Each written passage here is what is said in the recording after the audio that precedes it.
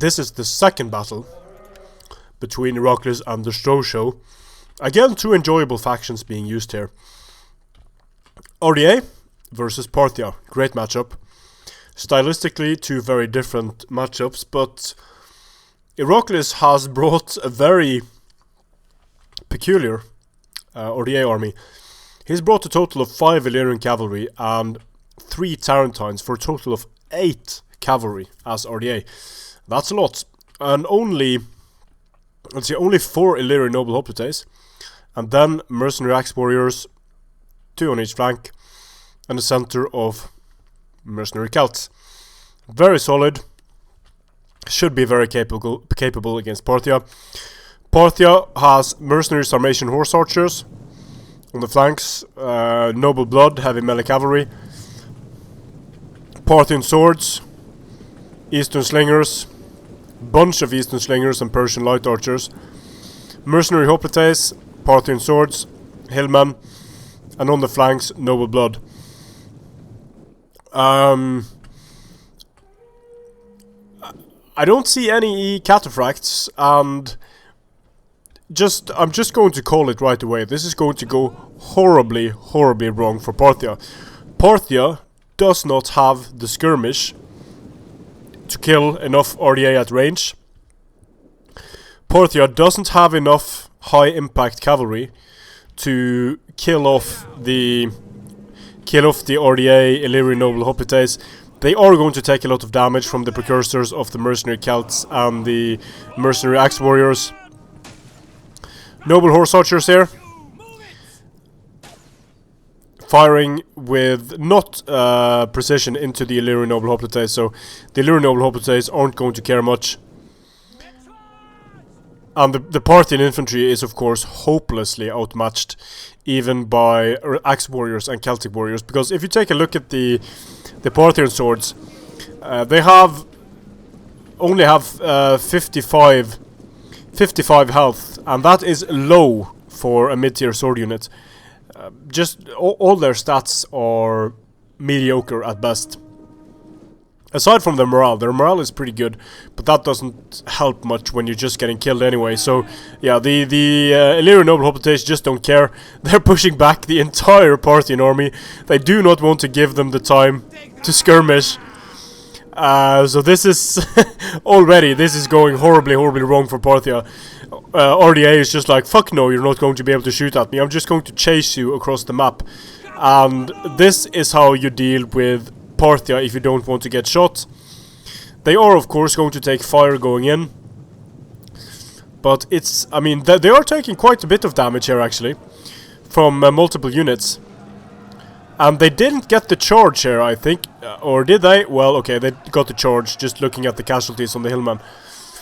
But now he's sending out the hillman there, and here we have mercenary axe warriors just chasing around the noble blood. And this is going to be very interesting, seeing how these engagements go, because this is ideal for the noble blood cavalry, but they might just get stopped in a blob of Celtic warriors and axe warriors and stuff. So over here, the mercenary Celtic warriors losing decisively. The noble blood cavalry getting nice kills here. There is no cav support to be seen for Ardiaei, but Ardiaei is starting to blob its infantry quite heavily. The Illyrian noble hoplites broke out. The Tarentines are firing into the noble blood. The noble blood is about to get just shot down, although it's going to take a few Tarentines down with it.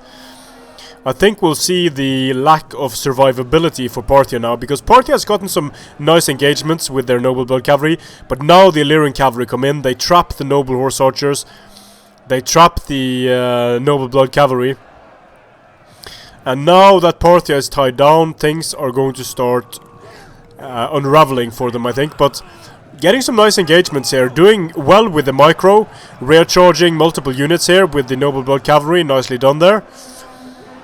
So the Illyrian noble hoplites, they are followed by a strategist general, so they do not have the ability to make these guys stay in the fight. Getting hammered from cavalry. Let's see what happens in the engagement over here. The noble horse archers are losing decisively, getting chased away, but the noble blood cavalry charging into the disorganized infantry blob here. Parthia just being chased away down the map. The Illyrian cavalry trying to get at the skirmishers here, but they are taking a lot of fire. Should be able to make it through though. Means that some of the noble bloods have to come back and help them, and that's not good, of course, for the noble horse archers and for the noble blood cavalry here. They are getting a lot of kills, but they're not getting their money's worth. So the noble blood losing decisively here. The skirmishers getting chased away. Actually, the mercenary Celtic warriors are losing here in this Parthian. Against these Parthian swords, and due to repeated charges, the noble blood cavalry is cleaning house with Illyrian cavalry. In no small part, I believe, because the Illyrian cavalry was following the noble horse archers.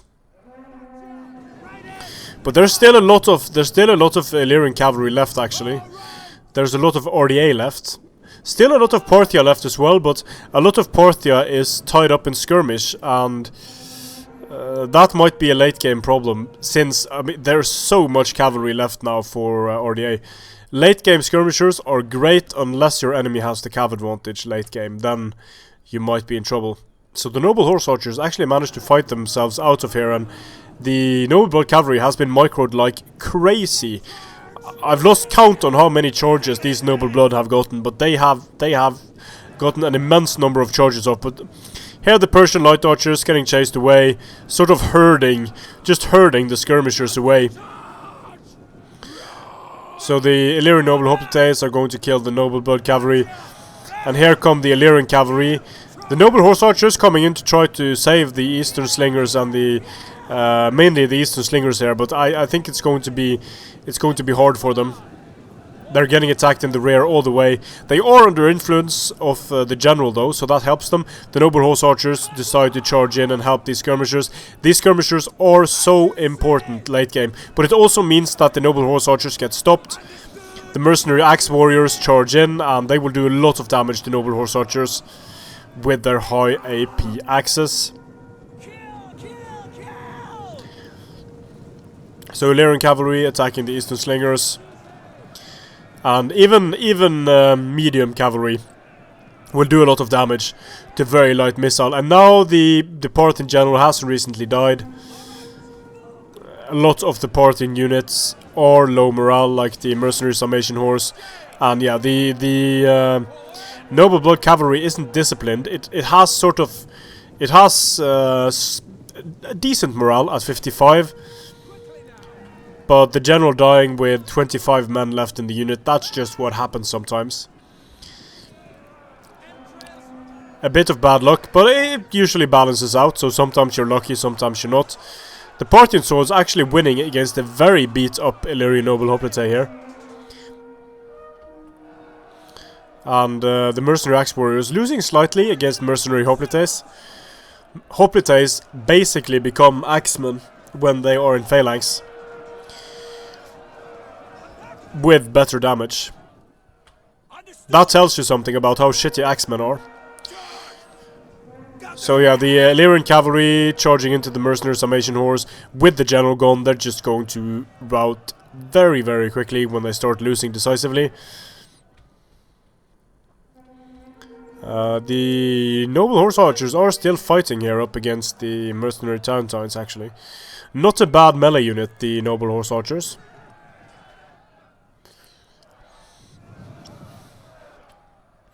These eastern slingers are firing point blank into the mercenary axe warriors, and the mercenary axe warriors are going to lose here. Yep, goodbye.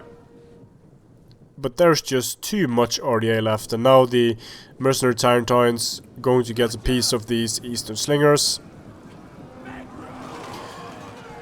So goodbye, eastern slingers, getting hammered from two sides. A delicious eastern slinger sandwich here.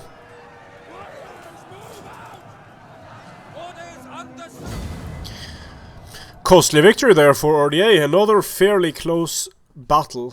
The Parthian swords did well supported with noble blood cav. The combination of infantry and cavalry in this battle by the StroShow I think he used his noble build cavalry very well.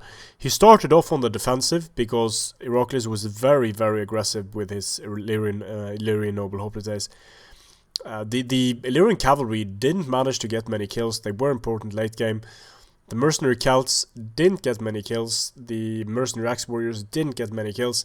But if you look at Parthia in this battle, Parthia only has 5 okay-ish infantry units, whereas Ardiaei has 12 okay-ish infantry units.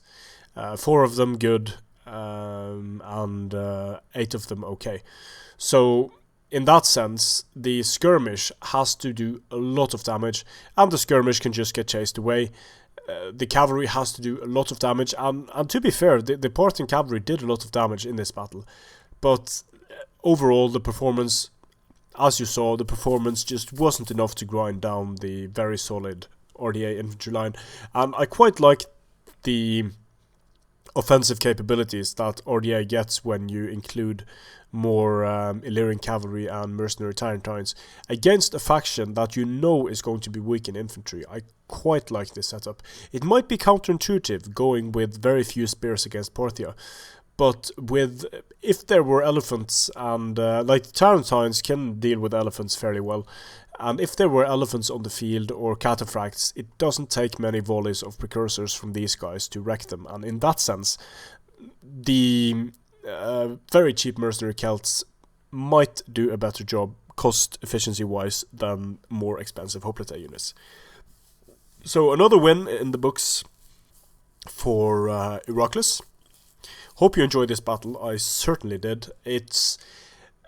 You can learn a lot from watching these battles, especially when you have two archetypal factions going up against each other. So you have the infantry-centric Ardiaei, and then you have the skirmish cavalry-centric Parthia. And what you'd expect is Ardiaei to go on the defensive and make Parthia come to Ardiaei. But of course, that's what Parthia thrives on, staying at range. So if you take away range from Parthia, Parthia crumbles. If you allow Parthia to stay at range, you crumble. Strength and honor.